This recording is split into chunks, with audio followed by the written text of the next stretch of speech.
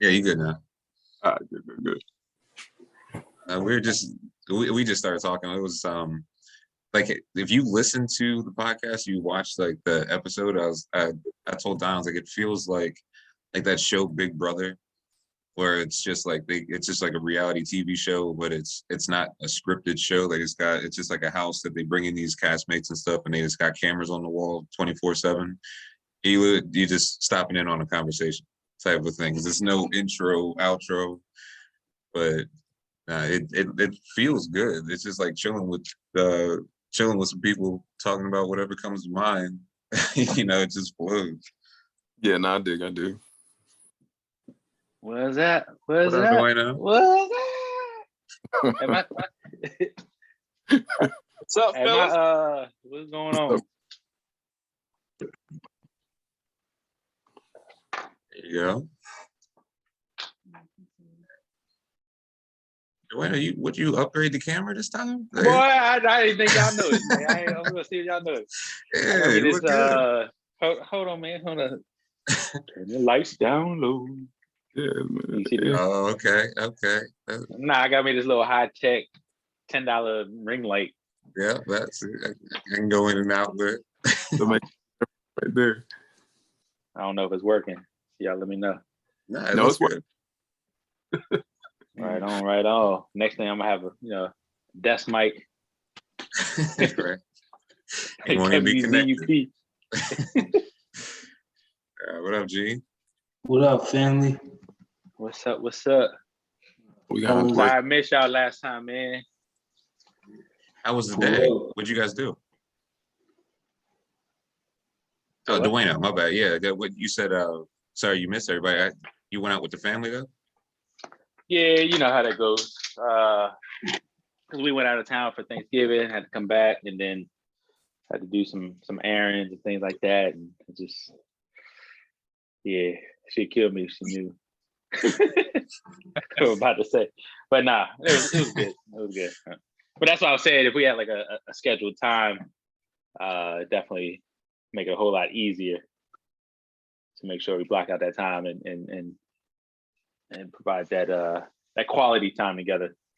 So, yeah. But nah, just being with the fam. So that's all it was. We running errands and ended up at Target. You know how that goes. Mm-hmm. Way too much money. Yeah. It's all good. Everybody had a good Thanksgiving? Yeah, man. Yeah. All right. So yeah, gotta let me know. Y'all still eating leftovers or not? Yeah. So what's the cutoff time? I know there's a universal rule.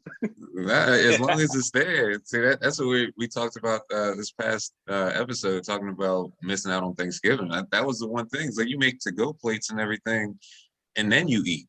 Then you still get to enjoy it for a couple of days afterwards. I had to cook myself. My girl doesn't even eat meat, so I'm like, I made a brisket.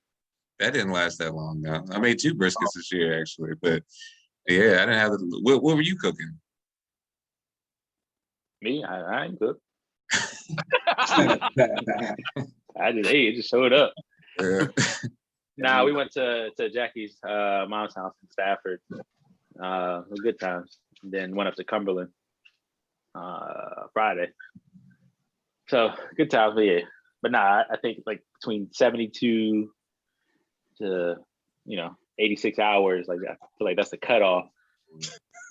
I was gonna say too though, like, so there is a cutoff, I feel, but also if your favorite dish was still left over, there's a good chance it's already gone. If you still have something at this point, there's a good chance you don't like it that much. True story. Right? Cranberry sauce or something left over right now. Right. Yeah. Yeah. Yeah. Yeah. What'd you say, Brad? Right. I'm gonna keep it 100. I ate like 2 turkey sandwiches today. Like, I told my girl, I was like, tomorrow makes 7 days, man. It's a whole week. I'm still going. Yeah, it's bad, man. If it passes the smell test, I'm still gonna eat it. I'm not worried about it. That's a bad response right there. Like, it'll have all the mold on it, but yeah, if you pass the smell test, it's good. You just gotta pick off the mold. You just get to take a little mold spores, throw them away. You solid, you know. Like the burnt part of the toast. Right. You know what I'm saying? Yeah, exactly. Like, that's not mold. You know, that's just more flavor. Right. It's just seasoned at this point, you know, marinated. Didn't hurt nobody. A little numb, right? Good protein right there. It's good protein. Yo, so Dueno, what did we miss? I know that you would, because I had caught up late with the text chain with everybody that, you know, the other day.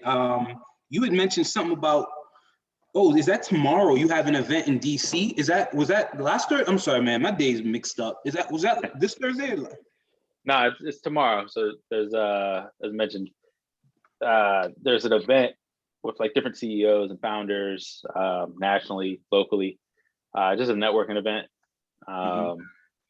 that having at a property in DC.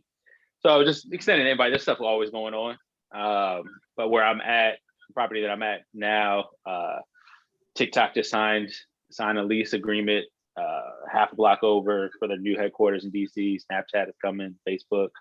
So it's kind of a good mixing bowl, and just, you know, you never know who you're running into, especially in DC. I mean, that can happen anywhere in the world, but especially in DC, you never know who you're going to cross paths with.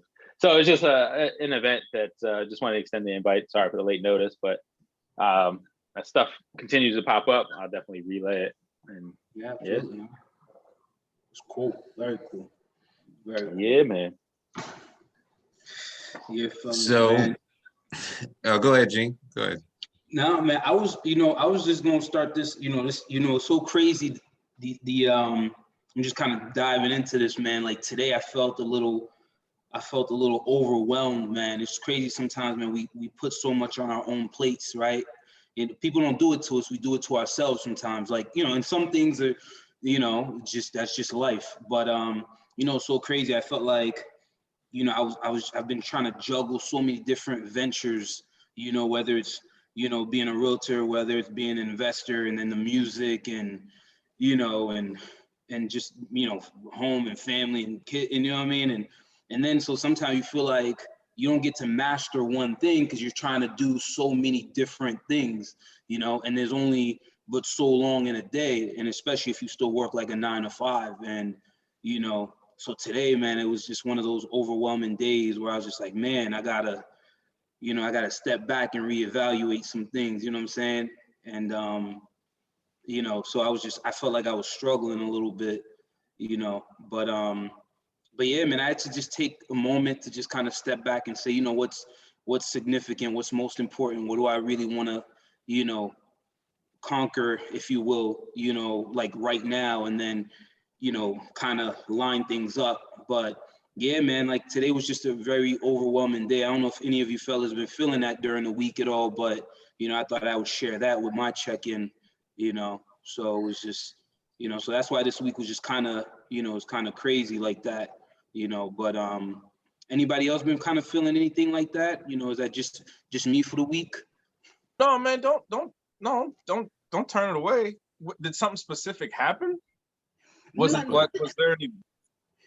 Well, I mean, nothing specific. It's kind of crazy. It's kind of like, when you're trying to, I don't know. It's almost like you're trying to create something out of thin air, like out of air. So, one thing could be like the real estate investment piece. I'm trying a niche, right? So I want to get into a niche where I'm doing development. I'm doing real estate development, but I want to, and sometimes that's the hard part. It's the creative, really, because I'm trying to go away from what is a standard, right? Like even if we're talking about, flipping homes, like rehabbing homes and then, doing whatever with them. But I'm like, you know what? I want to get away from that. I want to develop a new kind of market or expand on a market that's not yet, developed, if you will, right? That's a small percentage.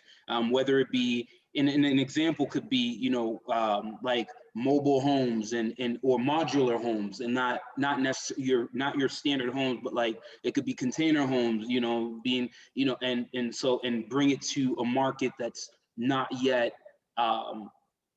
exposed to it or develop it, right? And then you're trying to work with what you have to make more, and what you have is not much, or if anything at all, but you're kind of like going off of not it's a lack of better term, hope and desperation, but you're kind of like, all right, it's kind of like with making the music, right? Like, I have to get to the beat, and there's a beat. Oh, so no one's done this before, so I'm trying to create a new sound with it. So it's the same thing with the development. I'm trying to develop, like a community, but then you kind of like, you have those moments when you start doubting yourself, like, oh man, how am I gonna really do this? Are my lenders really gonna take me serious when I, my investors, are they gonna take me serious when I say, hey, I want to do this? And they're like, what, you expect me to put 85% of this, and you don't have that whole, because it's it'll be ultimately a bigger project. It's not like, just building like a one, family home, or it's like building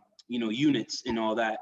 But yeah, man, and so there was that, and then there was, with the finance and trying to, grow in that business, because that's my main structure, that's my main source, and then again, I'm newer in, I know Dueno probably has more skin in the game when it comes to like the real estate, so this pandemic is really, I have some deals and things I'm working through, and I've had some things, but it's kind of like, fighting this pandemic, and just trying to say, all right, we can we could withstand this storm, but every time you turn around, then all of a sudden there's, what's the new variant we got now? Omicron, Omicron or whatever. Somebody said the Omarion. Right. Yeah, you remember? It was funny because this dude was trending. And then they were like, when Omarion finds out why he's really trending, He looking touch. Right. Like, what? For real. I mean, it's not, it's funny, but it's not something to joke about. But yeah, right. It's not, but yeah. But yeah, man. So and again, having a just it's just a lot sometimes, man. Having a family structure and all that, and newer. And Phil, you're gonna find out, man. You will find out, man. Because it just changes everything. Once those little ones come in the picture, man. Life is never the same. It's so funny because even when Brandon on our last joint was like, when we was going out all the time, it was like I wasn't even married or whatnot. But yeah, man. When I really was living that life, I was. I was out there like that, but nobody's perfect. And, but yeah, man, but your priorities change, right? As life changes, but then sometimes when you get so much on your plate, you just, or like you expect so much from yourself, and especially me as a Black man, right?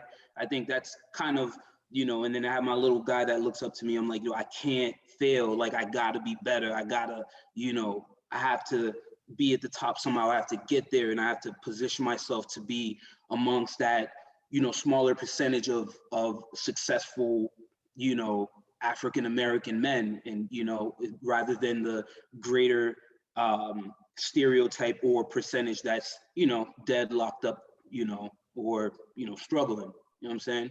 So yeah, man. So those are all those things that I've been thinking about this week, leading up to this podcast. And, so I know I've been kind of absent, but, that's just kind of everything I've been having going on in my mind, kind of where I've been at in my world. So, so that's to give you the details of what I'm experiencing, where my head's at, you know what I'm saying? So like I said, I didn't know if anybody else could relate, but yeah, that's just me keeping it real on Stxhes, man. Cause like you said, man, even kings need support. Absolutely. I mean, you're not alone. I can tell you that right now. This has probably been like the most tired I've been in like recent months, because it got to the point where even like work on the AKA stuff, right, I got a decent schedule down pat. and then adding something else in that's it, like you said, starting from thin air, and you tack on the like the the insecurities and the self-consciousness and stuff like that adds a added level of stress on top of it. It's a lot, you know what I mean? And it feels like you're kind of like on your own island, that other people aren't going to even understand what you're going through, but you just kind of motivate through and everything. And it's only 24 hours in a day, you know, so it's somewhere along the line the sacrifice has to happen. And unfortunately, it typically happens when it comes to sleep. You know, it's kind of like just put in the 2 full-time jobs until you can get to the point that you can do whatever you want to do, and everything is working a little more seamlessly. But yeah, I feel the exact same way. You know, I feel like there's a group of individuals that even when you go to work, you're going to put in your best effort. So that takes a lot out of you. And then you got a relationship to come home to, and that requires energy as well. You know, don't give 100% to the job and then come home and you can't give anything to your spouse. And then you got a side project, multiple side projects. So you feel drained after a while. Trust me, I keep taking drinks. This is an energy drink on the side. I already had a couple of them because I knew 10 o'clock. I'm looking forward to talking to you guys. But yeah, it's a lot, man.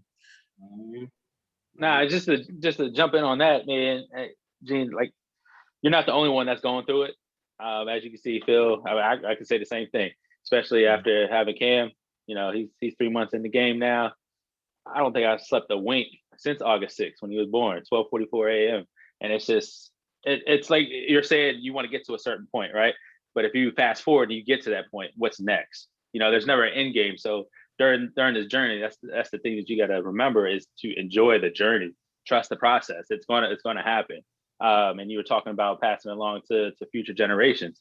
You know, I don't know the backstory, but if you didn't come from a trust fund, you're already ahead of the game of other folks that you're comparing yourself to. And that's the key too, is not to compare yourself, your journey, your path to others, because nobody's going to walk a mile in your shoes.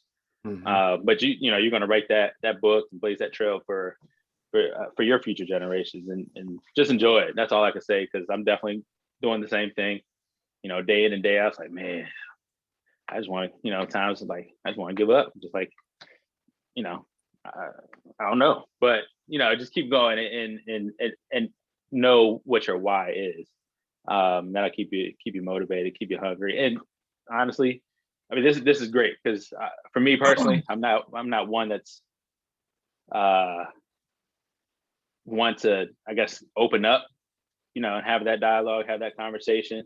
So that it's definitely beneficial to me, but to understand that other folks are going through the same process that you're going through, I mean, we can all get to the top. Nobody ever got to the top without help.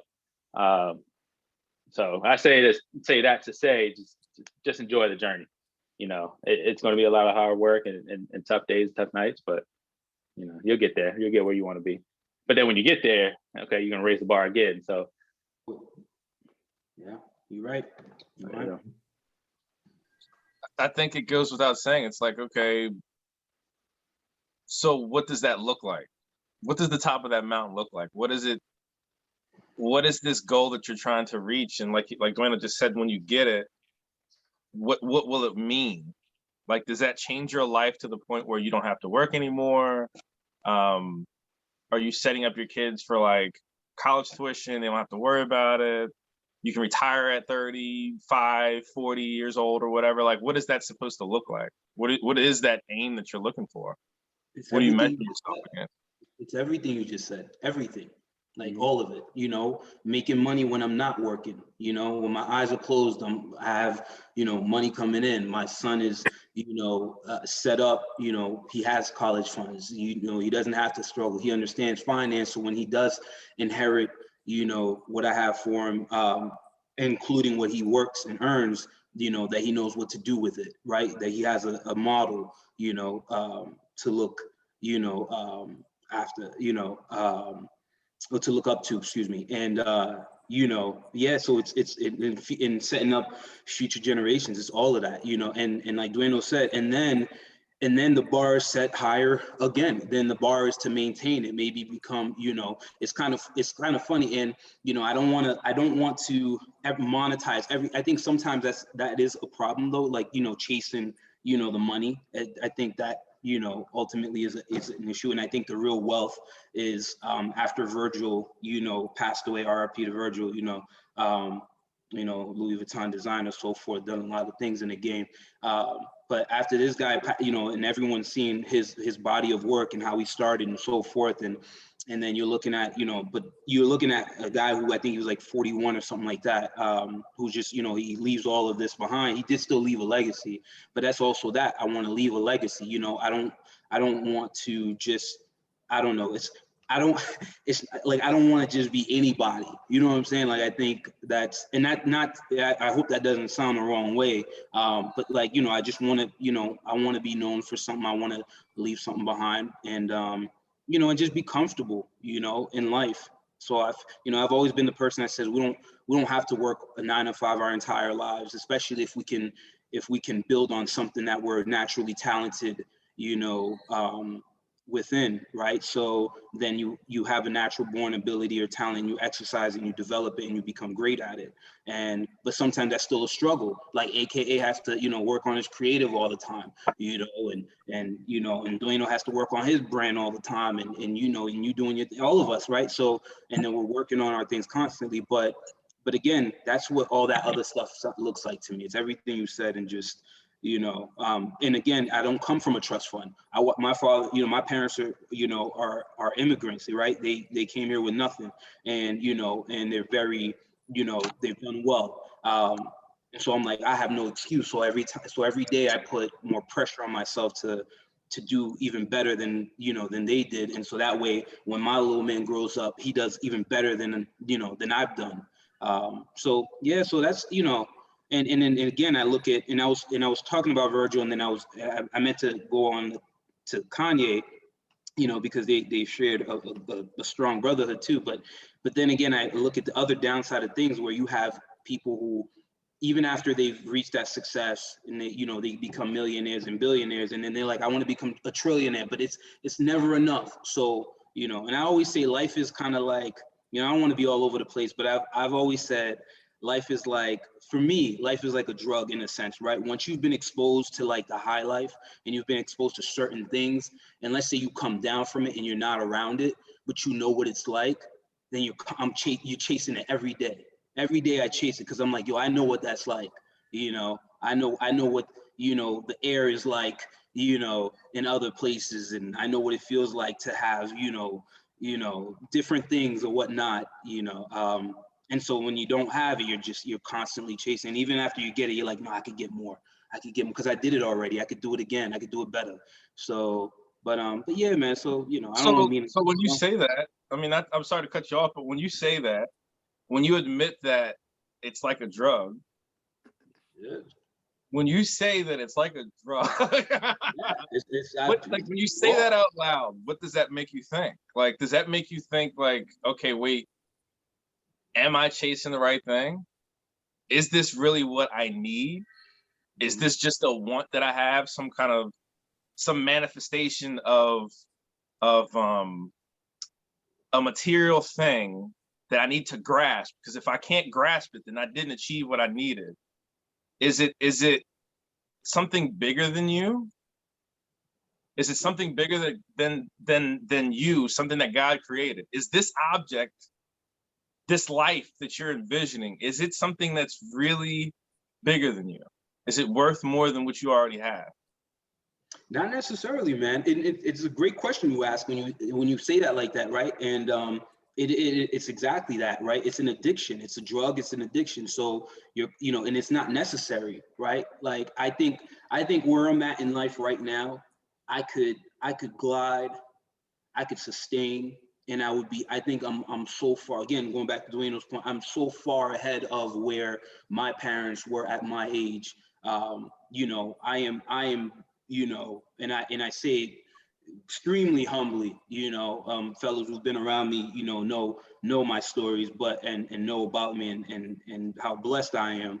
But yeah, but you're right, it is that. And I think that's kind of like, sometimes I have to reel back and think about that. Like, is that really worth it? Is it worth that stress? Is it worth trying to chase all of that when, I'm not trying to take for granted, but not really recognizing, how fortunate I am at such an early age, so think about that. But again, by whose standards? By my standards.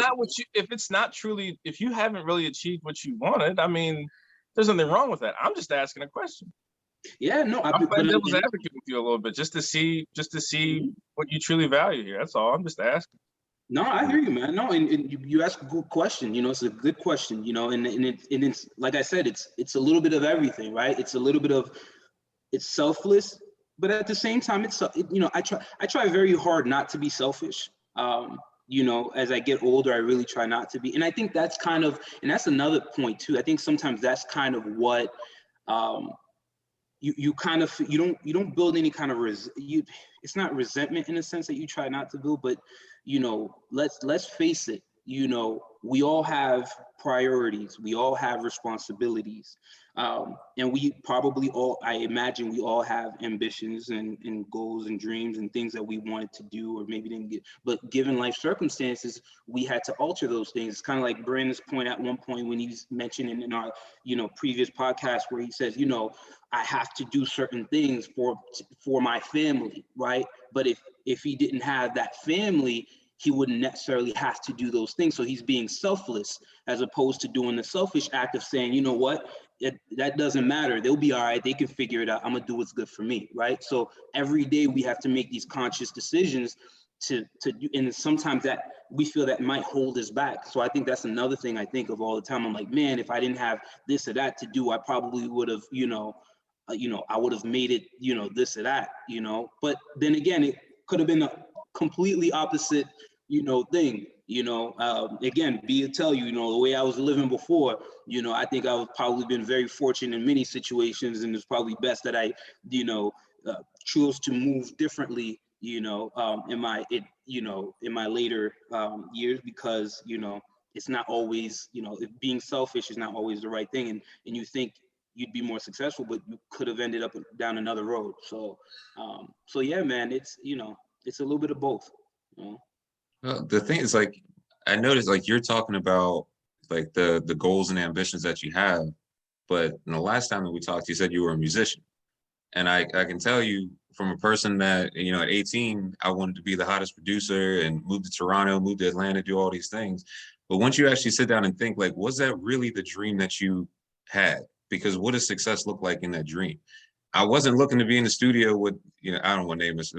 At the time, I told myself, was like, all right, well, am I really going to jump in the studio with Waka Flocka right now? Like, do I really see myself going on? Like, I didn't want to be behind the mic. I wanted to produce, but it was like my favorite time to produce was when I was alone in the basement. Like, I really didn't want to have any outside influence. So it was like, do I really want to be a music producer at the end of the day? Do I really want to market myself that way? So, that battle between, all right, when I'm putting all this work in at work, but I'm not seeing a return on my passion, it's like the battle of the creative versus the businessman. It's at some point you got to monetize what you're doing, but it's personal to you, so you don't want to put it out, but you're successful on the professional side. So if you really take a step back and look at it, healthy young kid, yeah, you're sitting in a nice house right now, everything's set up. You said you can coast if you really wanted to, you're ahead of schedule, but you still had that ulterior that you already had something set in your mind that, like, I want to accomplish this. I want to accomplish this. Like, when it comes to your music, I know that's your passion. What's success look like right now? Like, if you had a song that was published and on a commercial going on during the Super Bowl, half the music you hear on TV commercials and stuff like that, you don't even know who the artist is. That's just licensed music, and they're getting paid royalties every quarter. So you still could be successful in that regard and do what you were already doing. Like, you're on the right path when it comes to the real estate and the finance. That's your bread and butter. That's your initial investment into your craft. And then the time that you do have to spend on your craft, then you if you really want to do it, if you're going to stay up till you get 9 until 2 o'clock in the morning, or 10 until 2 o'clock in the morning. That's your time for the personal stuff, and you can keep doing it. If you feel tired at the end of the day and you don't want to do it, probably need to question if that's truly the thing that you want to do, because it's causing you stress for no reason otherwise.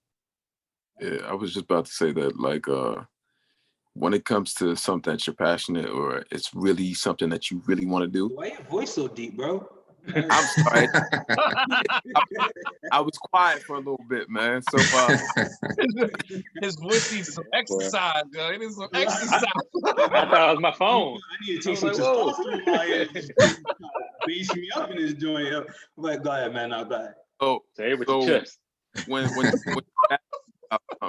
you know, I get it. We 24 hours in a day, but when you passionate about something, sell your bed. You know what I'm saying? You'll skip out on sleep. You'll skip out on a meal just to make sure that you get what you need done.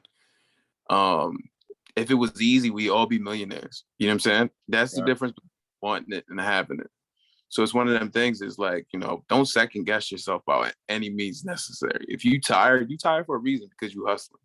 Now, nobody's ever been like, oh man, you know, it took a lot of sleep to get to the top. No, you know what I'm saying? Like, I mean, if you do know that dude, send me his number so I can relax. But it's one of the things is, you know, when I was younger, I'm more like, just like Gene's saying, you know, I'm in a comfortable state now. But when we were all in our 20s and we were partying hard, there was a lot of nights where I just went back to back. I ain't sleep for 3-4 days because I was still going to work and I still wanted to party. I still wanted to be social. I still wanted to hang out.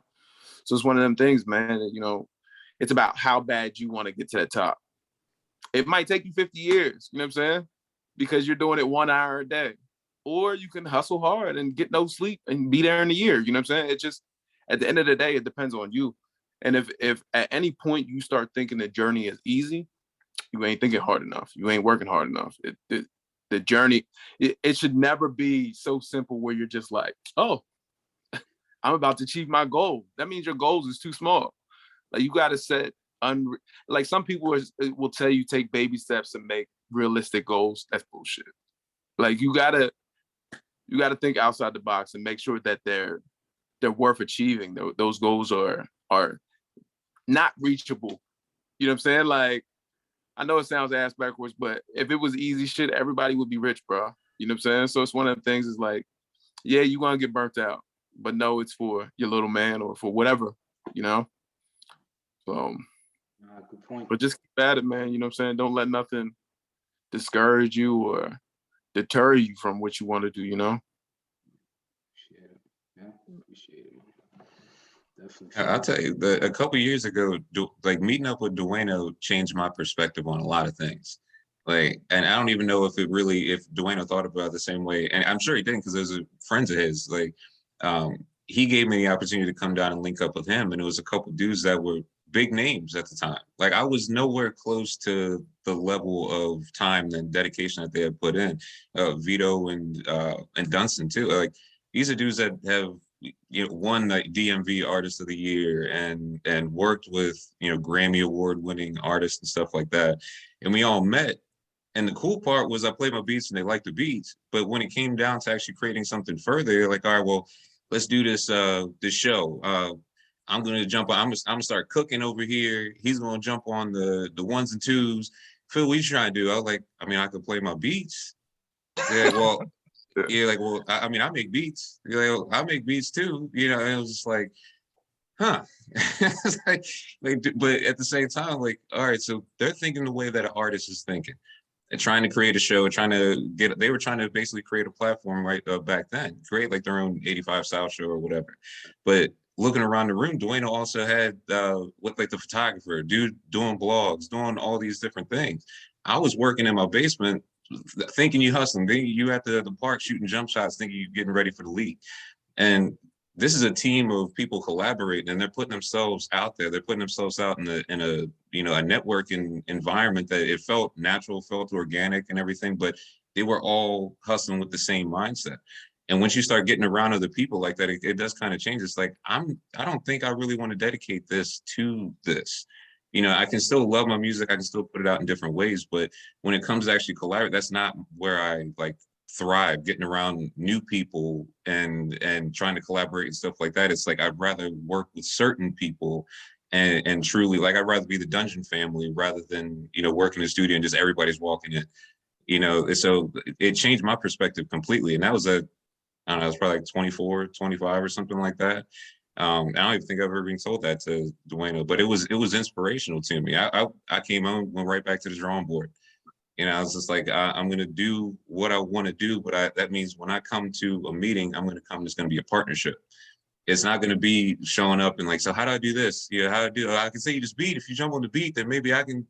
No, it's like when I show up, how can it's going to be a mutually beneficial relationship, you know, but I had to learn that along the road. So it's like, what I keep saying with your music, I think that's what you're passionate about. And if you're anything like me, it does weigh on you heavy because it almost gives you like a feeling of guilt that you're not working on this or you're not further along or you haven't done this yet.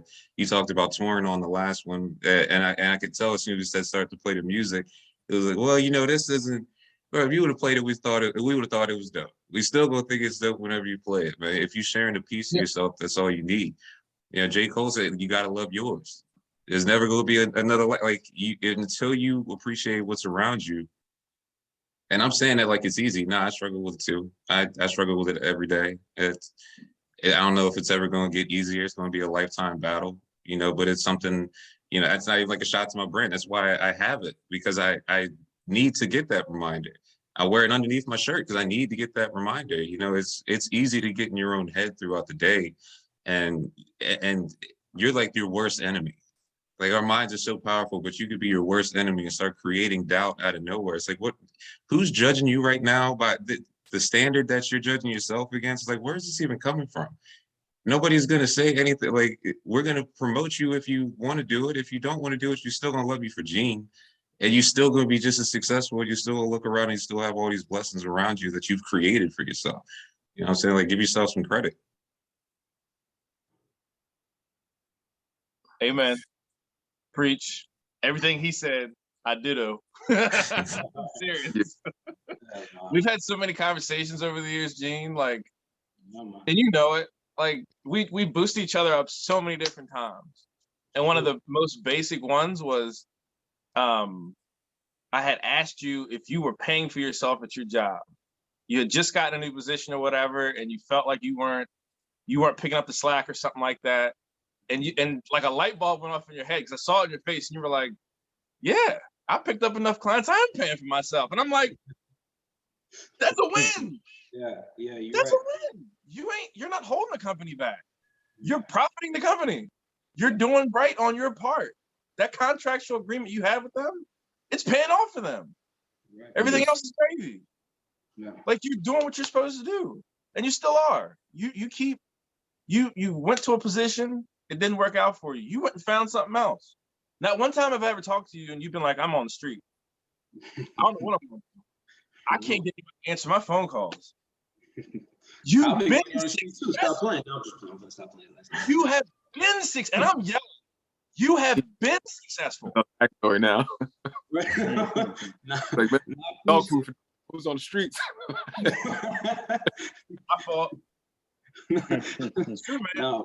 No, man, I appreciate it. Yeah, you're right. You know, you're right, man. You know, and like you say, you know, and like Phil said too, man. Like, you know, we are, and that's a we thing. You know, we can be our own worst enemies, like our own worst critics. You know, and it's so crazy because you know, and just kind of like Dwayne said, man, I'm not one to really put myself out there. And again, I could keep saying like who said, but you know, even when you check my social media and all that, like I'm not one that really. You know, I think there's a lot of times there is self-doubt. There is, you know, I'll put a track up, you know, and I let you, you know, sample it for 24 hours, then I take it down, you know, and then it's like, you know, because I'm like, nah, this wasn't good enough. Like, you know, I got to do better. So, you know, it's gone. And then, you know, or with work, I'm like, I'm not pushing hard enough, you know, but I know that, and the good thing is like all of us here, I know we're all, you know, super hard workers, you know, of course, you know, Dwayne and I probably have communicated the least, but of course, you know, we, you know, throughout, you know, the years, you know, of whether we've heard about more of what each other is doing and so forth, but I know everyone here is, you know, always try to hustle hard and get it by any means necessary, right? So, but yeah, I think that's the biggest thing there too is, and again, what Brandon saying. Go ahead. Sign its consent form. Come on, Don. Oh, no, I don't want to do it now. Oh no, you don't have to do it now. I'm over Bullshit. it. Hey everybody, welcome to the Stxhes Podcast. We got Dwayno, Philip, Gene, Brandon, and myself, Donnie. Thanks for tuning in. Gene was giving us his rundown from the past couple of weeks. We all beat him up a little bit, talked a lot of stuff about him. But at the end of the day, trying to build him back up too, remind him of who we know he is, what he's capable of, and what he's done in the past. So thanks for tuning in. Let's get back to it. I just want to chime in on Gene's comment regards to the moving target. You know, there's no, like, it's like if you win the championship, right? As soon as you win the championship, you get the trophy. Yeah. What's next, right? You're working out for the next season. And in regards to the music, you look at Kanye. He didn't feel like his product or the music that he was going to put out was to his satisfaction, to his level of likeness. But if he had put it out, everybody was going to, eat it up. But he would put it out, delay it, add more songs to it, So I say that to say, like, it's a moving target, but a part of that process is also the recovery. And going back to the sports thing with LeBron, right? Unheard of. Of course, we're going back to LeBron, GOAT. But no, like, you hear the stories about him spending $1 million on his body in terms of recovery, right? So that's part of the process too. Yeah, you get the championship, but what are you doing to take care of yourself to extend your run, your career? And that's something that I've as of late been trying to put more of a focus on, is to make sure that I'm taking care of myself first, because these goals and whatnots can be there. You can have them on your vision board, but if you're not there to see the fruits of your labor, then what's it for, right? So just keep that in mind too as you continue to progress. Make sure that you take time out for yourself, clear the mental, clear the spiritual, physical, the whole nine, and just keep trucking though. That's a good point, man. That's a good point.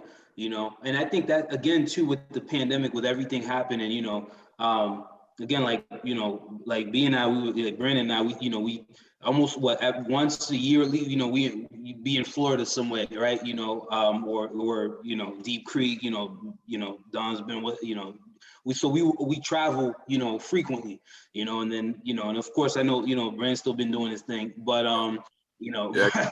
but, it kind of slowed down a little bit, again, priorities, but that's been, another thing. And then when I think about the success, and I love that you mentioned LeBron, because I'm big on that, right? I'm big on self-care. Like, I'm the type, if I got it, I'm getting myself, I want to make sure my haircut stay on point. I want to make sure I'm getting massage, and making sure I'm hitting the gym, the sauna, everything, like, that preventative, piece, and that, and I think that's, so I think that's the biggest investment is in yourself.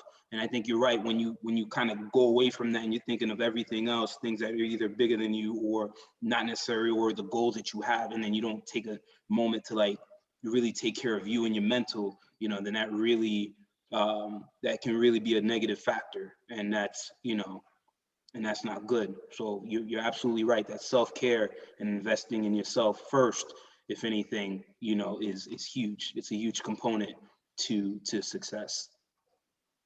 Yeah, I mean, hitting the gym is nice, but I'd say I downloaded a motivation app that literally throughout the day, it's like every 4 hours it just hits you with like a different, like an affirmation or a question that's like something that you can look at. But I feel it's like clockwork. It's like the time that I need this pick me up, and I just hit like the notifications thing, and I look up, and you got like the Google News and ESPN alerts and stuff like that. But the one quote that's there directly hits home and just brings everything back into focus. You know what I mean? And it's like before I was doing that originally because I was using them as like captions and stuff like that for my posts.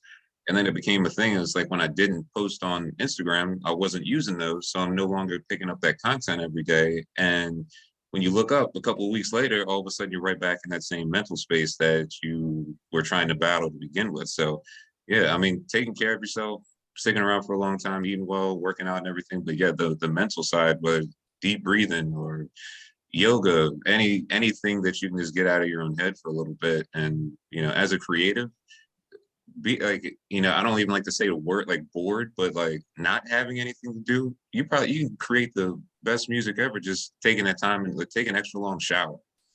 So it's something that doesn't actually require any thought or anything like that, that you can just sit and just let anything flow. You jump out, feel energized, and you got the studio equipment right there. You know what I mean? Like if you came up with something, you get inspired by something, don't let it sit in your mind, actually go and do something about it. And that time that you spent doing it probably feel like therapy to you.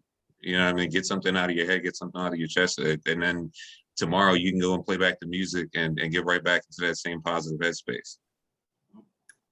Isn't it crazy, like how you get the most brilliant ideas in the shower or sitting on the toilet? Mm-hmm. Yeah. Yeah. I was gonna say the toilet too, but I was like, you gotta.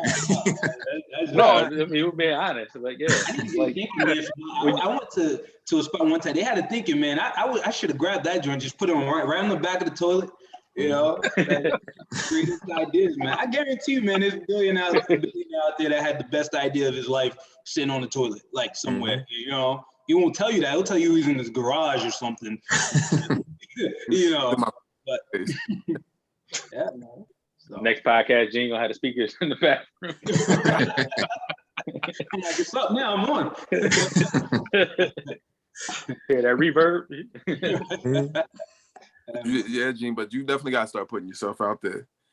Like, I mean, I ain't never seen a famous person who don't put themselves out there. Yeah, and you don't. I'm saying, you don't gotta be famous to have a nice lifestyle, but you gotta figure out what you want. Like, you can't have your cake and eat it too. Either you want to be famous, or you want to be in the backlight, or you just want to be successful. Yeah. Like everybody who has spoken has said, you're already successful. So it's just about what you want. If you want something for your kids, it don't necessarily have to be music. I mean, you could go open up a trust fund right now, put $5,000 in there, and when your little man gets big enough, that should be good for him. It just depends on what exactly you're trying to build, If you're trying to build generational wealth, if you're trying to build just wealth for yourself right now, if you're trying to leave something behind, go get life insurance. You know what I'm saying? Like, yeah, you're right. That's true. I'm gonna keep with you. All those things you should already have. Like, you should have life insurance. Like, the minute I'm a firm believer, the minute you have a kid, you should automatically have life insurance. Not one policy, like two. Like, I mean, it's just one of them things. Like, you never know your expiration date. So, and for the fellas, for the people out there, we touched on this. We talked about this before, right? And and when we talk about that life insurance, just a quick little, that one-on-one here is that, many of us, including myself, if and Brandon mentions having like a couple policies, because a lot of us will say, yeah, we got life insurance, we got it through our jobs, but then when we're out of our jobs, that's no longer there. So if there's a moment in time where we're out of a job, we're out of life insurance, right? And if anything happens to us, so even if we're out there and we're like, I'm an entrepreneur now, but you're not thinking about that piece. Like, okay, where's my life insurance? So it's always good to, even if you're employed, you have one with your job and you have another one that's outside of that. So so one that could maybe cover the house, and one that could, make sure your family's all right when you're good, so. Making me smile, brother, because I actually got through to you. You know what I'm saying? You actually listened that day. You got through to me. That's right. That's right. That's right, man. That's right. So, each one teach one. Good advice, man. And that was great advice. So that was, yeah, absolutely. Absolutely. So. Although we had gone when we were back in church a few years ago, we went and did the FPU, Financial University program through our church. And a lot of the common practices, like keeping a certain level of insurance, life insurance, and all these different policies and stuff like that you pay out all the time. The idea behind FPU was to build your own wealth up, whether it was like the snowball strategy and getting rid of all your credit card debt. And then once you're out of your credit card debt, you pay off your mortgage. So it's like, imagine the amount of money you would have to invest in whatever you wanted to if you weren't paying a mortgage or rent paying off a car note. Like the idea of getting rid of those high interest debts and then investing the 401ks, the IRAs, all these different programs and stuff like that you could put your money into and then retire when you want to and create that generational wealth, that wealth that your family never had or whatever, and have a lot of money to pass on. And you don't have the insurance policies and stuff to worry about because you can do it your damn self. Like, yeah, it's breaking those types of norms and doing that kind of stuff on your own instead of entrusting another company to do it and profiting off of all your hard work for 30, 40, 50, 60 years. It's feasible if you really consider it. If you really make those sacrifices now and knock out all those debts and stuff and be religious about not using credit cards and using cash and all that stuff and sticking to those ideals, it's possible. It's going to be hard, but it'll be possible. No, you're right. But Donnie, my only argument to that is, trying to pay off a 30-year mortgage isn't easy. You know what I'm saying? Oh, I agree. Let's just say you pay a 30-year mortgage off in 15 years, right?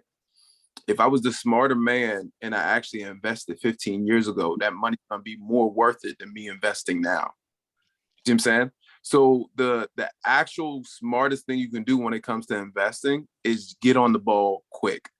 So that goes to when you're 18, 19. Like if I could go back and talk to the young me, I would have started investing as soon as I started working. You know what I'm saying? Like I would have waited to have kids. I would have put all that money in my 401k and I've been done. Like it's all about, like, if you're trying to get any kind of investment or any kind of residual off of like 401s or IRA, you don't wait until you're 69 to try to put away 100,000. You know what I'm saying? Because it's not going to be the same when you're 62. You know what I'm saying? So it's one of them things is, it's good to be debt free, but the quicker you can start putting something away, whether it's $10 or whether it's $1,000, $10 from 20 years ago is going to be a lot more than you putting away $1,000 a month right now. I hate to say it. And that's the way the stock market works. And if somebody didn't tell you that, they lied to you, because that's how you get your money, is over time. You know what I'm saying? Oh, so yeah. But they also out of debt. Yeah. So true story. I was going to say, Warren Buffett always says, the eighth wonder of the world is compound interest. The earlier you get started, the better off you're in the long run. Right. But just speaking of the stock market, but the real estate is another asset class that has been here from the beginning of time and will be for, to the end of time. So you can use that asset. And I think, Donnie, you're referencing the Dave Ramsey method in terms of the snowball effect and things like that. There's pros and cons to whatever approach you take. It's just getting started and getting that first foot in front of the other and taking that first step. But you can use your primary residence as a bank account, right? You could borrow against the equity, use that to buy another property. Boom, now you got two properties. If the cash flowing, you're paying off both at the same time, and you could continue that whole process. So not all debt necessarily is bad. It's just if you're disciplined or not disciplined and you're using it incorrectly. Because there's folks that are using travel credit cards and traveling for free, but that's because they use the card, then they pay it off before the statement date. So, you're still, and then they're reaping the benefits of the reward points. So it's just, understanding it's that education and understanding how the system is out to work against us, and us is everybody essentially, but if you understand the game, you understand the rules, you can play it a little different. That's a good point you guys made too about this whole real estate thing, and Brandon talking about the 15-year thing, and you mentioning how you could leverage your equity, and it's so crazy. And then Don talking about basically being debt free, right? And so it's so funny because it's I guess it really boils down to what someone wants to do, because there is definitely that pro of, man, imagine, like you said, you pay your house off, and now, and then that extra income that you get, instead of saying, I need to go ahead and you borrow against the equity, and now I have two. Because anytime you have debt is a liability. It's a liability. Debt is liability. Same way, like my house right now, until my house is completely paid off, my house is still a liability, right? It's not necessarily an asset. I have equity, I have good equity, but it's still a liability as it relates to having a lien, if you will, right? Because there's a mortgage on it, right? So it's still that. Your cash in your bank, though, is also a liability, right? So you think, oh man, who do you mean cash is like? Cash is also like, because it's a depreciating value, right? Because you're going to use it, for an emergency, or even when you keep it there. But like you said, though, then there's the other point. If you're investing that and you're putting it away, and again, with our generation, we like instant gratification. But if we have that mindset of, all right, let's put this away long term, we can make more in the future, or leave that for our children, which, if that's ultimately our goal. But again, with your point where, I could leverage this property to purchase another one, and even if it has that liability, someone else could pay off this property for me while I go ahead and move into another one. However, I just went and got another 30-year mortgage. So as opposed to me saying, maybe I'll refinance, turn this into a 15 and get out of that debt. And then when I talk about coast, I could really coast, but then I'm like, you know what, I'm going to go absorb some more debt, and I'm going to add another, 30 years to a new mortgage. And I'm going to try to pay that off. And hopefully this one, nothing goes, poorly, and someone pays this off for me. And then that could be my retirement vehicle. So I guess, there's just so many different ways to go about it. I don't think there's necessarily a wrong way, but I think the actual freedom, I think true freedom, if you will, is actually being like debt free. I really think ultimately, that's me. I think when you can say, like Biggie says, condo paid for, no car payments, I love. That's all a lie, baby. You know what I'm saying? Like that's all a lie. You're really never debt free. Like I don't want to sound like a downer or anything. Yeah. What? Because you pay taxes? Yeah, you gonna pay taxes. Yeah, you're gonna pay taxes, man. You know what I'm saying? Yeah. So it's one of them things like, yeah, you can pay your house off, but is it beneficial actually to pay it off, or is it more beneficial to keep a mortgage on it? Like, right. Well, because you're paying a mortgage and you're paying taxes. At the end of the day, the biggest thing we need to change for us before we even talk about paying stuff off or being debt free is the upbringing of us. So, for instance, this is where it all starts. Is soon as we turn 18, we have bad credit and they don't. I'm just saying they, as in people with good credit. Okay. So what we need to do as Black men is instill in our kids good credit. Like, hey, look, credit is worth more than cash. That's what we need to start instilling. And the way we instill that is go out tomorrow, get yourself a credit card, sit that credit card to the side, make one purchase on that per year. When your kid turns 18, make them an authorized user for that one specific credit card. That's going to automatically give them however many years it's been as a track record for history. Mm-hmm. They're automatically going to have an 800 credit score off of that one. That's the best thing you can do for your kid. Yeah. If you can't give them a lot of money, give them good credit. Yeah. With that credit, they'll be able to do whatever they want, whether it's go to college, whether it's buy a house, whether it's buy a car at a low interest rate, and they'll be getting a nice vehicle instead of getting a vehicle like their friends where they're paying $200 in interest. You know what I'm saying? Like, so it's credit goes more than anything, man. Like, you can have all the cash in the world, but if you ain't got credit, you're going to be paying a lot of that cash, man. You know what I'm saying? Yeah. So that's a good point. If you look at any of the big conglomerates, any of the big companies, anything like that, you look at their books, they have assets. They're lending out money to other companies, and they're getting interest off of that money. So, is it really a liability versus an asset? And, the primary residence depends on who you talk to. But if you have a primary residence and you can borrow against that and then purchase another income producing property that not only covers that mortgage, but also get cash flow on your primary residence, at that point, it's an asset because that liability is generating income, right? It's only a liability if you're not making money off of it. Right. But then and at the end of the day, you could also sell. Yeah, you could sell and have a loss, but you can also sell and get capital gains tax up to $250,000 or $500,000 if you're married. So it just depends on how you look at it, but it's being educated and understanding the rules of the game.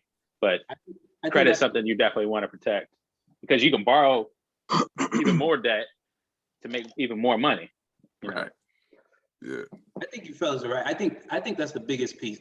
Brandon, definitely putting your kids on your, on your any kind of line of credit, your credit card, once they turn 18, definitely. And I think the biggest thing, and again, being in finance, and one of the biggest pet peeves is that they don't teach finance at an early age, and I think that's the biggest ultimate piece right there, is that financial education, because I could give you, $1 million and you might just blow it, in a day, and you could do that. Like you could but if I could teach you these kinds of things and the principles and the different ways of doing things, just kind of like how we could all share, I think that's the most powerful thing, is that knowledge. And then you can choose to do with it what you will. So yeah, absolutely. Yeah. What's your take on all this, Phil, man? What are you thinking? I'm quiet because I had to learn everything the hard way. like everything that you guys are saying, it's absolutely true, but I had to learn it on my own. And that's I agree with you when it comes to learning the finance during school, like finance that you can actually apply. I'm not talking about just like finance class, but like no real life finance. Because I mean, for me, it comes down to like, I had to I had stuff I was signed up for like BGE and everything in college. Like we moved off campus. You had to move off campus after sophomore year at Towson. So we got an apartment, and then we got a house, and we had 5 dudes on the house, and everybody's signed up for different stuff or whatever. I ended up moving out of the house at the end of the year, but my name was still on everything. Who knows what happened to the house? Like we had fun at the house. I'll say that. And then we just all left the house. and young me, just not responding to the mail, not responding to these random phone calls until you get that final notice in the mail, like, oh no, you have to go to court for this. So that tore me down for a bit. And then tearing my Achilles when I was at work. Luckily, it happened at work because it actually paid for like the therapy and everything. It was when I was working as a camp counselor or a coach counselor, and tore my Achilles playing ball with the kids. So they paid for all the therapy and stuff like that. But in that meantime, that was the only thing that I was gonna be able to afford, really. The debt started stockpiling at that time, and then after the workman's comp runs out, jumping into a new job and everything, it was just an uphill battle. And it wasn't until like recent years that I even got to the point that now I'm like, I don't have to be worried to click on my credit score, and I don't have to, I want to see if I can extend my credit here. And you click the button and it's like, oh, absolutely. And it's like, oh, I can finance it, like my music equipment and stuff like that. It was all financed, and it was 0%, all paid off, just easy payments. But a couple years ago, if I would have clicked on that button, it would have shut me down. Or I wouldn't even try to click on the button. I didn't even know what financing was at that point, so, and I'm still learning. It's still a learning game. I've gotten to the point now looking into like the like cryptocurrency and everything. It's like I just sit and follow a lot like Earn Your Leisure and Wall Street Trappers. A lot of people are trying to break it down in layman's terms, but it allows me to, or even on Reddit, you find a lot of information from people, and just sitting down and truly studying it. I think I've learned finance after, and I can't say I learned finance. I'm still learning. You guys are talking about big business, and really in terms of buying houses, buying real estate and stuff like that. That's a level I haven't gotten to yet. So listening to you guys talk, I didn't even mind being quiet. I was like, you know what? I didn't know it was going to be a financial podcast, but this is dope. I'm good. Yeah. No, that credit score goes everywhere with you, right? When you apply for a job, Right. They're judging you based on your credit score, credit background check, what have you. But no, it'll definitely set you well in your ways if or your kids rather, if they're set up with that good credit score. But right. Yeah, protect your credit. Even Geico will give you a discount if you got good credit. Yeah. They don't, but they do. Yeah. They run your social, man. They run your credit score, man. So if you have a fucked up credit score, you're gonna have high card insurance, man. You know what I'm saying? Like, it's just amazing. Like, for me growing up, my dad was a credit whore. And when I say credit whore, like every time I saw him, it was just like, hey man, you know, you got to pay all your bills on time, do this. That's the one thing he taught me was like credit. And I never paid attention. So it's like, you know, like when you sleep in class and the teacher calls on you and you just happen to get the answer right.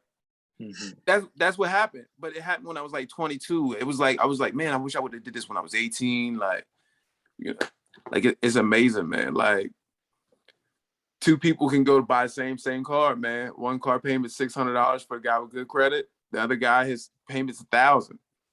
Same car. You know what I'm saying? It's just the difference between having good credit and bad credit. So now look, let's say we both got a budget of $600, right? With bad credit, we getting Honda Civics, right? With good credit, I might be able to get a Maserati, stretch it out, get 0% finance, you know what I'm saying? Same payment. It's just not that expensive to begin with, but I feel you. I'm going extreme, you know what I'm saying? Yeah. I'm going extreme with it, but you get like, I know somebody who had like an 88 Honda Accord, they was paying like $400 a month because they had shitty credit. It happens, you know what I'm saying? Meanwhile, you know, you ride in a new 2020, 0%, and your payment's only $400, you know? Like, it just. I mean, we're talking about now, we're talking about cars and houses and stuff, but yeah, I'm thinking about college. No, I was terrified. I had all these friends or whatever that were moving away, and I heard them talking about getting loans and stuff and getting off campus housing and paying for cars and all this kind of stuff and how they're going to figure it out. And I'm like, mom and dad going with me on college visits and stuff. And we would start hearing figures and it was like, oh yeah. Yeah, we're going to go back to Westminster and figure out if we're going to Carroll or what we're going to do. So we had no idea. I mean, there were so many places that I had wanted to go. We went up to that art institute up in Philadelphia. The place was awesome. It was beautiful. It was everything you can imagine as an art student thinking you're going someplace. Mm-hmm. And they started talking those figures and stuff and getting grants and applying for this and applying for that. We were just overwhelmed. We had no idea. Not a clue. And it was just scared us straight. And we were like, okay, we're going back home. I'm going to go to Carroll. I'm going to work through it. And if mom didn't work at McDaniel, I wouldn't have been there. I don't know what I would have done after Carroll or whatever. I was fortunate. But Philip, on the other hand, like, I don't want to speak for him, but he was ballsy enough to be like, nah, I want to do something different. I want to get a little bit further away. I'm going to do something different than this. And he took on the loans and stuff like that. It was something I was not ready to do. I was not looking into doing something like that because I didn't know what it meant. I didn't know how bad it was going to be, so I didn't want to risk it. Ballsy is a good way to put it, but that's the way I saw it. I was like, good for you, man. Well, I wish, well, I mean, looking back on it, I don't like to say I regret anything because it's like it changed me to be the person that I am today. So it's not like if I didn't have those crazy times and stuff like that down in Towson, I wouldn't understand it. If I didn't move out on my own and have to deal with the struggles and stuff like that on your own, it definitely shaped me. Like, I don't know how it would have turned out if I like took the safe route and I came out without credit, without debt and all that stuff. It was just, I didn't know anything about student loans and stuff like that either. I got a couple of scholarships, but then it was like we signed up through the FAFSA stuff, and it was like, oh no, we'll pay for you. I was like, that's all I knew, because it was just those two options. It was like you go to McDaniel for free, and then you get the FAFSA back, and it's like you wouldn't owe anything until after graduation. Like, oh, I'm gonna get a job. People pay student loans and stuff back. I'll figure it out. You know, and the thing is, the system sets college kids up for failure. Because you go, as soon as you get your key to your dorm, you go to your mailbox, bam, oh shoot, you're pre-approved for $5,000 credit card in your mailbox. I'm like, I just got here. Where is it coming from? Folks are going to eat that up, and it's a cycle, it's a system, it's a vicious one. But if you understand how it works, it can definitely work in your favor. Yeah, I'm glad I went through it, but for the kids' sake, not for my sake, but yeah, I mean, that crash course is real, and it's not like it's just me going through it, because I was an in-state student. Like all the people I was hanging out with was New York and Jersey and everything. Their college tuition was as much as going up to McDaniel. And honestly, I was ready to go to McDaniel and play football and everything up there. And the reason I didn't, it was almost like a spiteful move at the very last second, because I got the full scholarship offer to go up there, and I was like, he showed up to the practice and everything, was talking to the coach and all. And then when I call in about this scholarship, like, oh, well, your mom works here though. So that's what it would have been. Yeah. And I was like, I'm going to town. Like, and it was like it wasn't even like a football decision. I used to tell people that during college, like, yeah, they offered me to walk on spot to come down and everything. I never planned on actually doing any of that stuff. As soon as I got down there, it was frat life. I was like, the second I got there, everything just flipped upside down. So I'm dealing with it today. I'll be dealing with it for a while. And for your sins. I'll tell you, man. It's funny. I don't normally tell this story, but it's kind of crazy because, like, so Brandon was talking about his dad and growing up. My dad was a dude. He was like, he was of the old school. If you can't afford it in cash, you can't afford it, right? And now some people to be, if you can't afford it twice, you can't afford it. We weren't of that mindset. We're very, thankful we could afford it one time. But so when he was kind of forced to kind of, so before he purchased his house, my parents purchased their first house, then my dad's like, I got to get credit. Like, I don't like credit. I like only, cash, using cash. So then he's like, all right, I don't like owing anyone anything. So then my dad, he gets out there, he gets a credit card. He gets a credit card, and I forget, he has to buy something. So he buys him, my sister a computer. He buys it on credit, turns around, pays it off, right? Turns out, till this day, it's still kind of his model. But the funny thing is, they tell you like, hey, you need to carry, you need to make on-time payments. You need to carry like a balance or whatever. And really, it's a way for the bank to make the fee income, because that's how banks make money, right? They make money on fee income, right? But you don't need to carry a balance. And going back to Duane talking about travel rewards and so forth with credit cards, like say, for example, American Express is not that popular in a sense, right? Because one of the things about American Express, a lot of people may or may not know this, is that one of the things is that you don't carry a balance. It's an exclusive thing, kind of like you buy something, you go on a trip, whatever it is, within that 30 days, you pay it off. And their fee income is collecting that yearly payment from you, right? So that's I don't know if all their credit cards are structured like that, but that's kind of a lot of them, that's how they are. But anyways, so then my dad's principle would be that way. Like, I'm just going to buy it on credit. I'm going to pay it off. And his credit score is still, so that misconception of you got to carry a balance and pay. Yes, you have to show that you make on-time payments, but you don't have to make it every month and then make the bank money. So that is another way to do that. So either way, so I learned that off my dad, right? So I start trying to boom. I go out there, I get a credit card. And back when I was younger, all of us, I'm sure, man, getting credit was super easy. Buying a house was much easier, right? Like, they were pretty much giving away this kind of stuff, right? So I remember one day, this is talking about the high life, right? And knowledge is powerful too, right? So I go ahead, my cousin, it's our first time, we're out, we're youngins, but we're doing all right, and I remember we're like, all right, we're gonna go to Vegas. And true story, right? We're gonna go to Vegas. And so we are both very frugal kind of dudes. Like, I'll make the money, but I don't want to really spend it. Like, I want to put in, there were times I had, so I'm like, I'm just keep this money. And again, being approved for different things was easy. So then I'm like, all right, I'm going out to Vegas for the first time. Man, I want to stunt. Like, it's Vegas, right? So I remember I'm at the mall. I go to K Jewelers. I'm taking a look at the jewelry. I swear to goodness, I think I might have just been 21 at that point, 21, 22. And we got like 3 minutes, so I'll be fast. So I'm like, all right, cool. I want to go to K Jewelers. So K Jewelers, they're in there like, hey, you like what you see? I'm like, yeah, I like this. It's nice. You're like, hey, well, you get them. I don't know. I don't really want to spend this kind of money. Like, and they're like, well, why don't you see if you can get approved for a credit card? I'm like, all right, let me see if I can get approved for a credit card. Turn around, boom. Hey, you're approved for $8,000. Like, $8,000? Damn, $8,000? All right. Like, that's cool, man. That's Give me cool. that change. I'm like, they're like instantly approved. I'm like, all right. I'm like, I can get some stuff today. Like, yeah. I'm like, oh, all right. I'm like, so I can get this Movado, $3,000. All right, time, like Movado, it on TikTok. I'll tell you, I learned that later on. I learned that while I was in Vegas, but I can't tell you all of my truth out here. But so anyway, so like, so I'm like, all right, cool. I'm like, Eddie John on TikTok, all right, cool. I'm like, black diamond ring. Hey, you could get that too. How much is that? $2,000?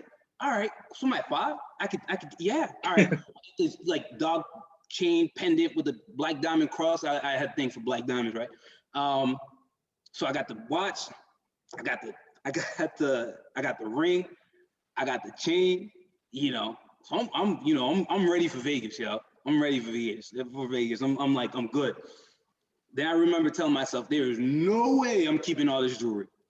I was like, and now I gotta make it to Vegas and make it back home without damaging, losing, getting robbed or whatever with this jewelry. I think I had 8.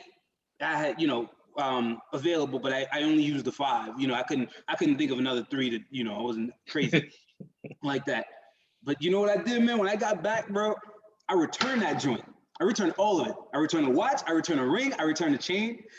I felt like a rapper, yo. That's exactly how I felt, What happened? What? You leased it. I leased it. I definitely leased it. You know what? I used the system against them because know what? That's the definition of gangster, man. Oh no! You know the thing is, and that's okay. He could say that because when I tell you I can't tell you all of my truth, like I can show you pictures with with a bed full of money spread out. Like I like I say, man, I'm cool. I stay quiet, but some could say that, but I knew I could afford it. If I lost that jewelry, by the grace of God, I could afford to take the L. I didn't want to take the L. So that's why I was willing to do that. But at the same time, I wanted to use the system because you put me in a compromising position. I had no business having it. Thank goodness I had some street smarts and different smarts than my parents and all, but so you could call it that, but that's not that. I ain't music. I said in that instance, that was and the next one. Next one, hurry up, Phil. Hurry up. I'm about to go in on somebody's head. That was the funniest. Yo. Y'all got me laughing, yeah.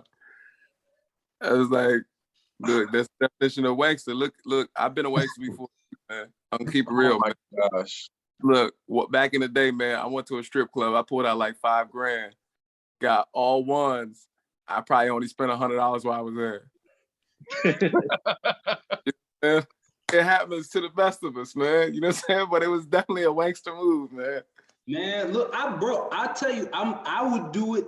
I would do it again, bro. I'm frugal with mine, bro. I'm being honest, and that's the reason why I'm in my position now, because I use the system, the system against them. So some could call it that, but I don't need a stunt. I wanted to stunt for vacation, but I don't have that. When we talk about material, when I talk about my success is not to like.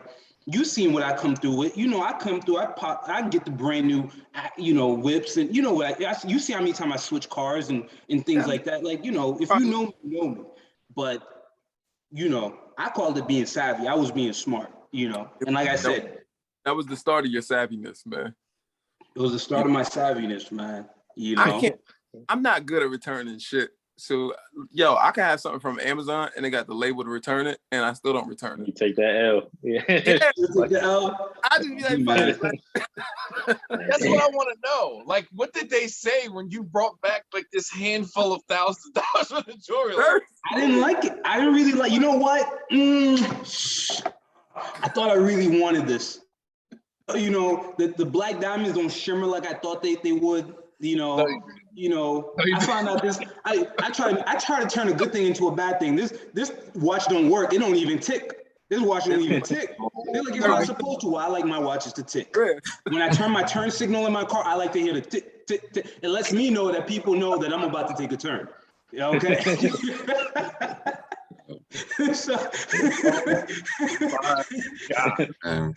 That ain't no wankster move, bro. I'm sorry. You said it first. You got cleared for $8,000. you did what everybody else in Vegas is doing.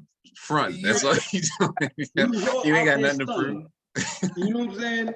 And I just saved the money to do what I felt was really valuable to do, which was, my future endeavors. But otherwise, but like I said, man, humbly speaking, very humbly speaking, I could have taken that L. I could have taken it, a few times, but I'm very grateful that I didn't have to, because nobody wants to lose, have to put money out that they don't, but no, man. I mean, again, your rappers and all that stuff, the dudes that got good credit doing some stuff, like I'm thankful to say I don't lease my car, I mortgage my house, but but those materialistic things, that's not an appreciating asset to me.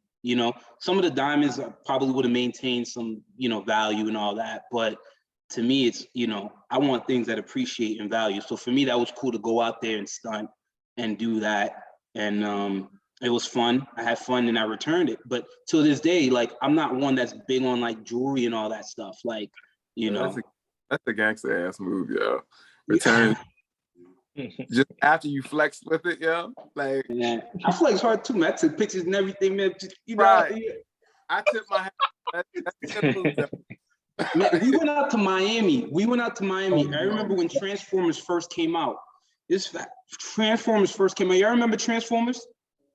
Which remember one? Bumblebee? The first one? Oh, yeah. First one, yep. You remember Bumblebee? The yellow Camaro? Yeah. That joint was so exclusive. I remember my cousin and I, we go out there, right? And again, this goes back to chasing that high life, right? Exposure, right? So everything relates to the beginning in a sense, right? So we go out, we go to a Hertz out there. We're in Miami. We're in Tampa because then we drove out to Miami. So we flew into Tampa, and then we're trying to get a Mercedes, and they're like, "Oh, you guys aren't 21." Oh, crap, we weren't 21. Holy shit. Okay, but anyways, so they were like, "We can't rent this car. We can't rent." Oh, we're like, "Okay, we go to budget." Budget's like, "You can't rent the Mercedes." We're like, "All right, cool." Well, not cool, but like we want to do something. When we go to Hertz got literally the advertisement for the Camaro in black and white. Like they just printed it off. They didn't even have a colored printer to print the joint.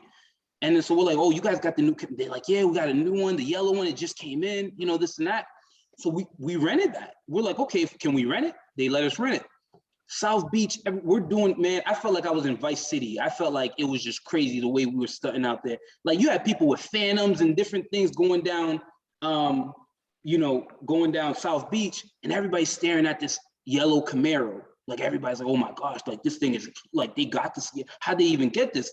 But nobody knows that I just rented it, but I still flex like it was mine, because it was mine for that moment. Like for that week I was there, that was my whip. I washed it and everything. I swear to goodness, I found, I was holding the joint down. Watch like I could. Bro, anything I tell you is facts. Anything I could prove it to, man. I'm not lying to you. Like I still got pictures on Facebook somewhere about, with my stunting, like sitting on the hood scoops and doing all that, You stretched out across the hood? You stretched out across the hood, yo. Come on now. I didn't stretch out. No, sitting now. Nah, come on now. Man, that's feminine.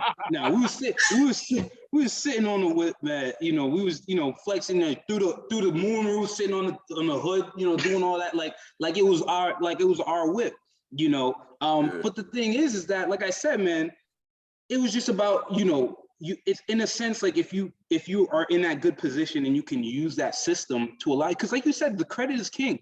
So it shows you with my credit or with good credit, you don't even need to have the cash to flex. Like if you have that credit is a flex, right? And I flexed with it, you know what I mean? And so, but like we said, I'm still learning different things though, along the way. But it was nice to be able to like use the system in a sense, because it would put me in a disadvantage with that credit card in the beginning. Thankfully, I was savvy because I had no business at, and I guess I realized I was 18 or 19 or something, because like I said, I couldn't rent the Mercedes because we weren't 21. So I must have been 18 or 19 like that. But again, you see how at a young age like that, like many people wouldn't know to handle that like that. They would just be like, "Oh, I could have this," And then like I've given kids college cards, like in my finance, in the business, I've given out people credit cards, like college students cards. And for like $250, maybe $500, you know, if they had some, you know, some decent credit, and then they spend it all. And then they're like, you know, and then they go over. And these kids don't even know what to do with it. You know, and they're like, oh, somebody just gave us this credit card, and, you know, I mean, or we got approved at the bank. And you tell them how to do it. Hey, just buy, you know, just pay for gas with it. Make your payments every month. Like, and don't overspend. Just do that. Listen to me. I'm telling you, get yourself in trouble. And they still go out and do the opposite. So these kids have no business, in a sense, right, having that, because they don't have that financial education, that structure, you know, to be able to handle that. So again, me being at 19, having that much money it was not supposed to happen like that, you know. But again, thankfully, you know, I could use the system and flex a little bit. But, you know, but yeah, fellas, I don't go around buying jewelry and returning it, you know. I haven't taken a trip in a while, so I've had no reason to do it. You know. It's too late. Like, that's So what Gene the jeweler.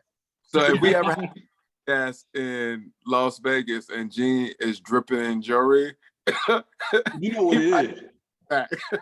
You gotta drip responsibly. Drip responsibly. That's right, man. I'm proud too, man. I mean, I'm still proud. I'm proud that I returned it safely, that I didn't have to take the L. I got that. You know? See the drip right here, the thing, finance. For real. Yeah, drip responsibly is going to be on a t-shirt. Yeah, that's a t-shirt. I like that, man. I really like that. You know? Yeah, man. But credit, man, that's something. Go ahead, throw it on one, man, and send us one. Phil. I got you. Yeah, I like that. That's a grown man t-shirt right there. Drip responsibly. I like that. That's how we all aspire to be. You know, that the old man, but still have that youth to him. Mm-hmm. Oh yeah. Yeah. No, definitely, man. Definitely. And just stop hating on American Express, man. That's my favorite credit card. I love American Express. No, I'm saying that, but I was making a point as to like how, you know, people who like American Express, their fee income is just different, and like in the expectation is that you pay off your balance. Do you have that? Is that the way it's structured for you, or no? Or do you carry a balance? Yeah, which is carried everywhere. Hold that up again. Hold it up again. right? Yeah, that was back. You still have? Wait, hold on. How long have you had that? Early 2000 somewhere. 99, 2000. I had it long enough to be able to have a 30,000 line of credit. You know what I'm saying? Oh, well, that's not what I asked you, but okay. But I asked you how long. Oh, my bad. That was it's subtle. It's subtle. Asking how much I can. Hold on. Okay. So what you call it? So you've had it long enough to have that. So with that structure, how is it? Do you get to carry a balance, or do you pay it off? So listen, the difference, you know how everybody's like, I want a black card. A black card, you got to pay it off. A regular credit card, you got 30 days, and then they hit you with a finance charge. You see what I'm saying? Yeah. So you have a billing cycle. But when you talk about like these colored cards, like a gold card, a black card, a max card, you got to pay that shit off. They don't got limits though. That's the great thing about a black card. Black card, I could put 175,000 on there. I wasn't talking about black card. I'm just saying, like, that's a black card. Technically, they stole that idea from Amex, which is American Express. You see what I'm saying? Mm-hmm. The thing I like about Amex is, yo, no matter who you are, like, look, the way you get credit is by building credit off of other creditors. So let's say somebody gave you a $5,000 credit. Why do you think the next creditor is going to give you a $10,000? They're going to try to give you a $5,000 too. You see what I'm saying? So the smart thing is try to get with somebody who's going to actually build your credit. Amex is a great company when it comes to establishing a good line of credit. So like, let's say Amex gave you $5,000. They have this little hack where in 60 days, you can ask for up to 3 times your limit and they're going to approve you. As long as you do what you're supposed to do on that 61st day, like let's say you had $5,000, you ask for 3 times your limit, they're going to give you $15K. Yeah, but for what though? But you know, let's go back. You say, you know, you've had it long enough to have 30,000. That's cool. Yeah. Okay. Yeah. You know, but so let's say they raise you another 45,000. Okay. Right? Okay. Yeah. What are you gonna do with it? So like once again, when we talk about credit and everything, so when you have an open line of credit, the only thing that does is open doors for you. You know what I'm saying? But what are you gonna do with the 45,000 that you have available on your credit card? With it. But there, like for instance, like I have a credit card that literally, when I pull cash off my credit card, they charge me $5 maximum for a cash advancement. So I can take $30,000 off and it will cost me $5. And then after $5, it's only 4.9% a month. That right there, that's more leverage than a little bit. You know what I'm saying? But it's through a credit union. So it's one of them things is like, you don't always have to have money to have money. Like I will never be on the streets. Like it's just, credit is king, yo. Cash is only so good, yo. Like, yo, what happens when our dollar doesn't equal a dollar anymore? Credit's still gonna be credit. Credit's still gonna be able to. I just don't want the misconception that people feel like they, because again, we don't have to go back and forth with the credit and how much we have available, but not the misconception, the 30,000 or 45,000 is just any amount of credit to have is you're doing all right. Because some people, again, having that much may not be a good, because they could be impulsive, right? Some of them could be like, you know what? Okay, so having any amount of credit, I think, is an amazing thing. You don't get the $30,000 worth of credit on a card by being impulsive, though. They're not just going to give you 30,000. Like, you might get 10,000. When you run that up, they're not going to give you another 30 when you're in the hole. Like, you like there's like when I see somebody and I talk, like for instance, my little brother's grandfather, I was at his house and he had like a $200,000 limit on one card. That was impressive to me. He was like, I could pay my house off with this. And I'm like, damn, that's impressive to me. Yeah, but he'd still have debt. He'd still have to pay that credit card off. That's not fair. Yeah, if he said I have $200,000 in a bank, I could pay my house off, that's flex. But if you say I could pay, you can't pay credit with credit. You could, you know what I'm saying? So it depends on who it is. It depends on, I beg to differ, because look, if I really want to pay credit with credit, I can. And you know you can pay credit with credit, because listen, if I take a transfer balance out from one company to another company that's not paying credit with credit, you can. So technically, you're right. You could do a balance transfer, right? Which is paying credit off of credit, right? Okay. So for a lower interest rate, that would be advantageous.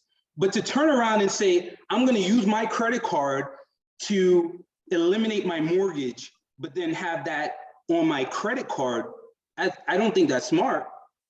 No, it's not smart.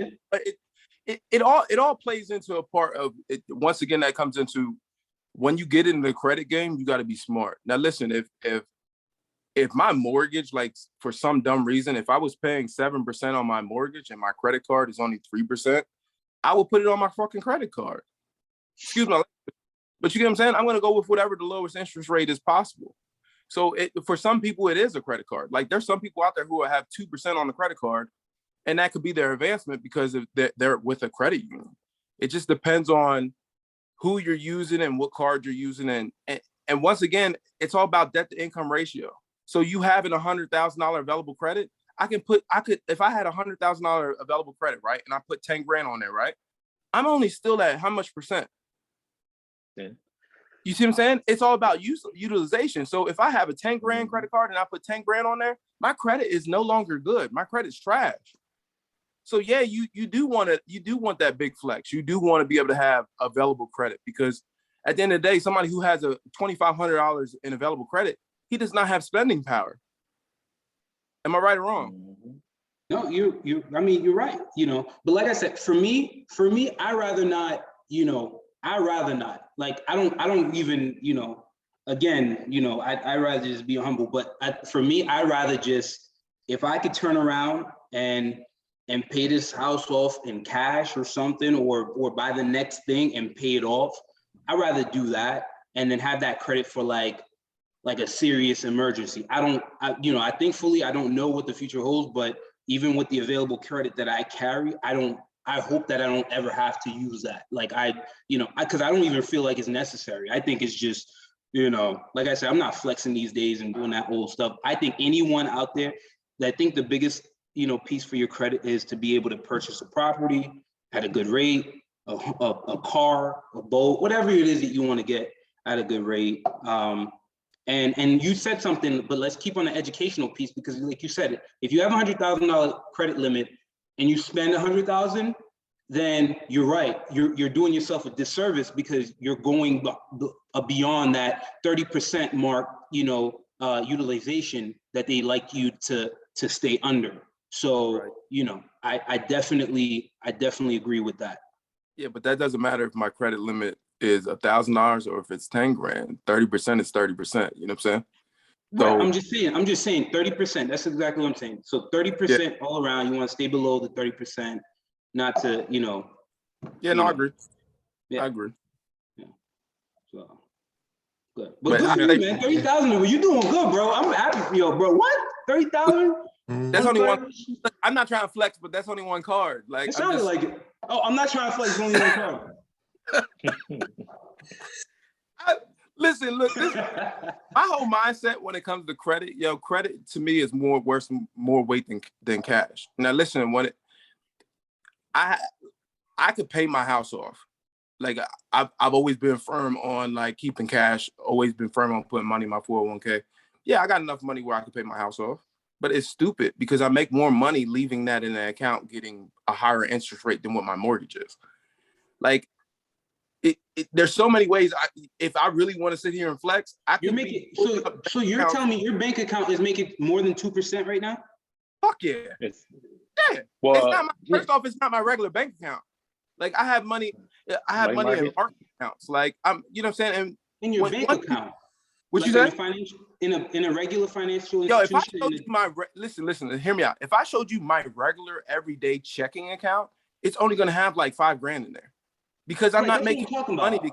So you're talking about your investments, or? Yes, that's what I'm getting. Like, your investments. Okay. Like investment portfolio. Let's just put it like that. Yeah. When it comes to like, I could go ahead and I could use that money and pay off my mortgage and be mortgage free. But when you have anything, let me put it like this. When you have $100,000 or more, you're going to make so much more money investing that in other places than trying to pay off something so small like a mortgage. I hate to say it. Like, I don't want to lead anybody in the wrong direction. I don't want to spit any wrong facts, because I'm only one guy. What works for me might not work for everybody, but what I see and what I study up on, it's smarter to try to make better capital gains with larger funds on other venues than to be worrying about a petty 3% mortgage. Like, I could be wrong. You know what I'm saying? Yeah. I mean, the key is have your money like soldiers, man. Have them out making money. You got to make it work for you. You got to make your money. Yeah. If you buy a house at $300,000, your house is 3.75, let's call it 4%, 3%. Over 30 years, how much money in interest will you have paid? At the end of the day, look, you're getting they're getting 3% off of you every single year for 30 years, right? So if your money's in a money market and you're making 7 to 8% on average each year, why would you? You're not making that. You're not making that. But how are you going to tell me what I'm making? Because I'm in banking. I know you're not making 7% on a money market account. Listen. Go pull your statement right now. Show me right now. Listen, I'll give you $100 right now. I'll give you $100. I'll sell you $100 right now on my phone if you show me 7% on your money market account. Hear me out. Listen. On the account that I got my money in, I've made 15% on average over the last 7 years. 15% a year. And look, when I see you face to face, look, just for all of our viewers, I will show you my balance face to face. I'm not looking about your balance. I'm not talking about the balance. I'm talking about how much interest you're actually How would my balance get there if I'm not making 15% every single year? I will show you where it says. But that's what I'm saying. You don't have to show me the balance. I just want to see the percentage. That's cool. I'll show you the percentage, baby. Okay. So I want to see your money market with 15%. All right, that's fine. I want to see that. Money market account, 15%. It's not going to say money market. It's going to say investment account. In 30 years, on like a 200, 300,000, you're almost paying double the price. You're paying 2 houses. So someone could say, why would you do that over the 4%, 3% on 200, 300,000 or 300,000 is almost double you're paying another property. So one could say you don't have to, I get that. But for me, if I could save on that interest, I mean, I'll say again, I deal with a lot of, affluent people, so I learn a lot from them. So, but that's kind of what I see when they do it. But again, I don't. Are these same people buying $100,000 car and paying cash for it? No, they're not. They're buying an Ultima. They buy Kias. They don't even flex, like they don't even have Mercedes and all that. They're buying like cheap cars. No, I got you. Yeah. No. That's, I mean, I hear what Brandon is saying, because if you take that same 100,000, you pay off the mortgage, you're saving 100,000. But if you're investing that 100,000, you're making 7%, you're doubling the total interest of the mortgage. Right. And yet you still have money left over. So you can pay it off after. If I'm paying $2,000 right now on a mortgage, and I decided to do 15 years and I paid that off, that's $2,000 I can turn around and reinvest in whatever. So now that's disposable income. But how long are you waiting to invest that additional income? He's waiting 15 years. He's waiting 15 years. Right, but that doesn't mean I can't invest other monies. I can't. That doesn't. I'm paying a mortgage now and I have investments. Why can't I still do that? So listen. So the money that I'm investing now, you don't think I'm investing anything extra? You think I'm just banking on that one account? Of course not. You just said it. You're investing in multiple places. And fellas, this is exactly what I was talking about. The difference between starting 15 years ago and starting today. If you start 15 years ago with $1,000, it's a lot better than starting today with $100,000. Mm-hmm. I hate to say it. These numbers that I'm doing right now, just saying that the 100 versus 1,000 are totally inflated just to show you the difference. But if you start 15 years ago, you have such a head start on somebody who's trying to catch you. They're going to need more collateral. They're going to need more money to catch you. Mm-hmm. Bottom line, only thing like what Dwayno was saying. Competition?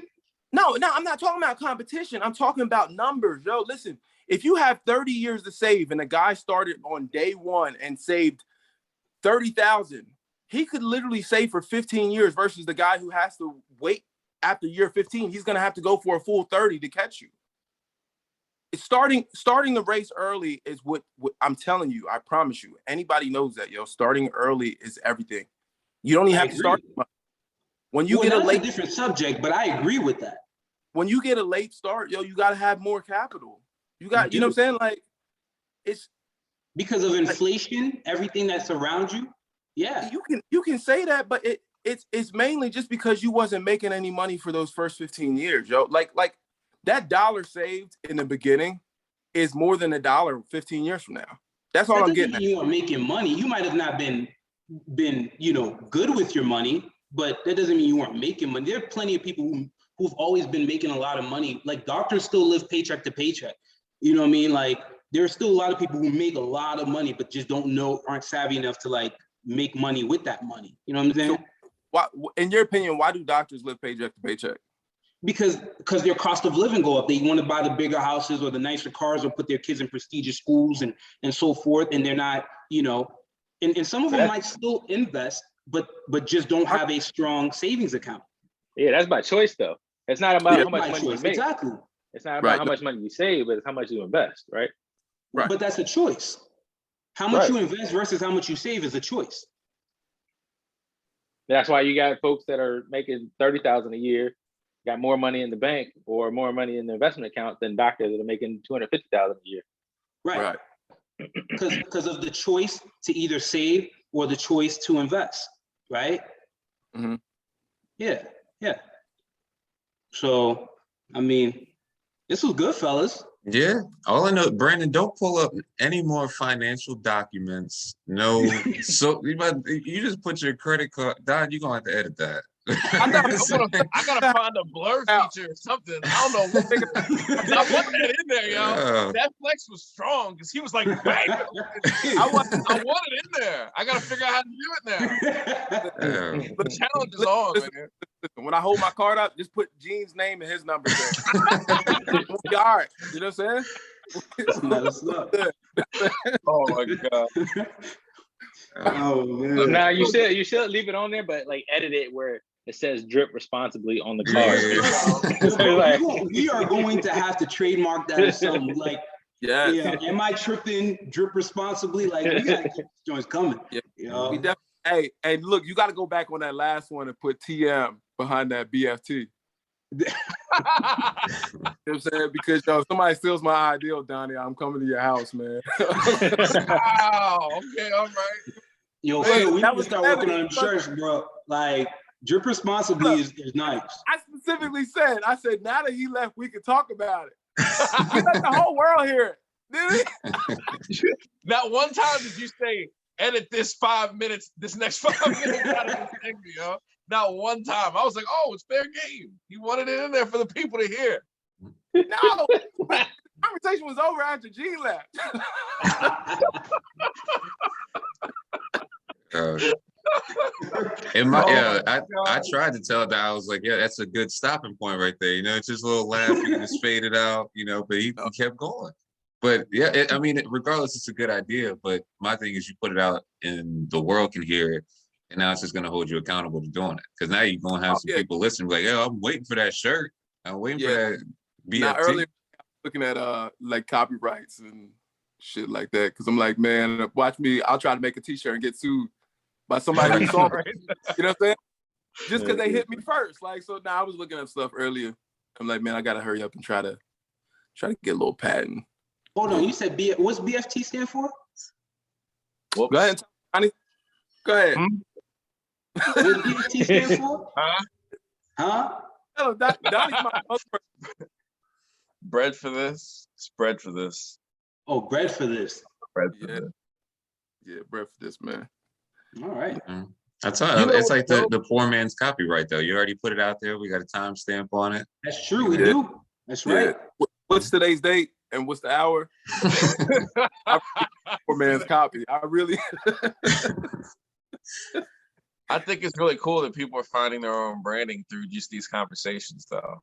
Like what y'all three just did when Philip and I were just like, and then you did the like, what? I fucked that all up. It's like that what y'all just did was its own podcast in and of itself. Like, three young dudes talking about stuff that you watch on like CNN Money and everything else. It's these old white people sitting there chit-chatting about where you should spend your money and how you should. People want to hear it from people like y'all. I would want to hear it from you guys. I was thoroughly impressed. I was intrigued the entire time you guys were talking. I'm like, how do these young people know this much about big money markets and all this kind? Like, how? Like, where are you spending your time and how have you been doing this? And we've never talked about it before. You too. Hey, one podcast I would recommend. Phil mentioned it earlier. EYL, Earn Your Leisure. There's an episode. He's been on there a couple times. But Wall Street Trapper. You listen to how he got into the game of stocks. It's wild. And, you know, he's dude from New Orleans. Got the heavy accent, New Orleans accent. And he talked about he's in there for armed robbery, attempted murder, this and that and the other thing. He goes and gets locked up with somebody who's in there for a federal offense. A guy, older white guy. He was like 16. And an older white guy, he was like, you're in here for the wrong reason. You're playing the wrong game. He's like, man, what you mean I'm playing the wrong game? He was like, nah, you're playing the wrong game. And in the prison, it can tell what you're in for based on the color of your band. So he had a red and white band on, so you know it was a federal offense. And the guy put him on to stock. So he's in there. He's like, yeah, everybody else watching Young and the Restless in the prison. I'm trying to hurry up and watch CNBC. But listen, I'll send the link in the group chat to that podcast. But it's like, man, he really brought the streets to Wall Street, you know, and breaks it down like the real gangsters are on Wall Street. So that's how you got the Wall Street Trapper. Yeah. We've all seen Wolf of Wall Street, right? Yeah. Like, I mean, my, you lying, right? With what's that? Leonardo DiCaprio? Yeah. Jonah Hill. Yeah. You never seen that, cuz? All right, somebody, yes. for right now. Look, it's a really good movie. Getting in them penny stocks. It's All like right. gives you a little introductory. Like, I mean, this dude was he's making bank back in the day. Like, it was illegal what he was doing. Hell illegal. But that's Wall Street for you. Everything you do in life comes with a price, whether it's legal or not. Like, everything comes with a price. And that movie definitely put a lot of stuff in perspective. And, you know, he was all about having his boys with him and bringing them up too. You know what I'm saying? And that's the it should be the American standard. You know, like, I want my friends to get rich just like me, man. And he definitely. That's why LeBron's the GOAT, man. Yes. Look at that. Beyond the game of basketball. Because, you know, when was the last time Jordan negotiated a contract for Pittman? Huh? Never. But even so, I'm talking about poor guy. He turned down or gave up his agent. You know, I'm sure it was, you know, Ivy League educated to his boy who knew the game, knew him. He trusted personally. Look at him, biggest agent in the game. Now he's dating Adele. It's just like there's no limit to what they or what they are doing, not just what they did, but yeah. And it's not even just him too. Maverick Carter, and it's like they keep expanding out. Yeah, and it's not like any of his boys came in or they had the dream of becoming that or anything like that. It's the same way that he treats his teammates on the court. Don came over to the house last night. We were talking about it. I said, I was like, why do you not like LeBron? He's like, I don't like the dude, man. And I was like, but if you take a step away from, like, you know, he said it was because of like corniness, which I can accept that. If it's like a basketball reason, I can't accept it. But if you're talking about that, that's fine. Personally, you don't rock with him, whatever. But if you take a step back and study it now, it's a totally different thing. And like, he built up his crew in a way. It's like none of those dudes were envisioning themselves becoming that position. They were his boys coming up. But if you empower your people around you, he was empowering Matthew Dellavedova and all these dudes that you'd never heard of. They went and got good contracts. Tristan Thompson, a bunch of dudes that got signed by Rich Paul. And you can even tell by the way that he represents them. It came from an athlete's mentality put over to his boy, put into all these other things. But it's like you look around your crew and raise those guys up and make sure that they understand how important they are. The sky is the limit, man. Yeah, without a doubt. No, you're right about that. I mean, built schools, part ownership in Liverpool. I mean, unreal. But it is what I'm reading now. I recommend it. Oh, he was promoting that heavy. It's a good read. Yeah, so far. I always like LeBron. I've read his, you know, Jay-Z, Phil Knight, Shoe Dog. And they've already done it. So let me see if I can pick up pieces from their blueprint, add it to my own. I do. Another good one is I got Russ's book that he put out, and it's a good one. It's not a lot of people understand like his story and everything, but it's inspiring. Again, when you take a step back and actually study somebody that came from, he was a SoundCloud rapper. Truly, that's how he started out. But he's by far the most successful SoundCloud rapper ever. This dude was putting out music every week for a year, and nobody had heard of him or anything. He just kept grinding. And he knew at some point he was going to pop. He never lost that dedication to it. And then by the time he released his first album, once people started finding out about him, he had 11 albums, something like that. It was double-digit albums at that point, and his debut album comes out, and it was all songs that I had heard because I've been listening to him over SoundCloud. But he got to regurgitate those because his marketing plan, his rollout was like that. He added like 2 new songs to it and then goes on tour. And then throughout the pandemic, he went back to that same blueprint and started putting stuff out every single week. And now he can go on tour as soon as things open back up again. I'm like, man. But he has I listened to it as an audio book. It was a quick listen, but it's definitely worthwhile. It's all about the mental aspect of it. And I think it's like In My Own Head or something like that. Get out of your own head type of a thing, but it's definitely worth a listen to. Definitely. That's cool. Yeah, I gotta look out for that too. If you end up finding the link or something, feel free to share that so we can check that out too. And another classic, Rich Dad Poor Dad. It's, you know, very easy to pick up.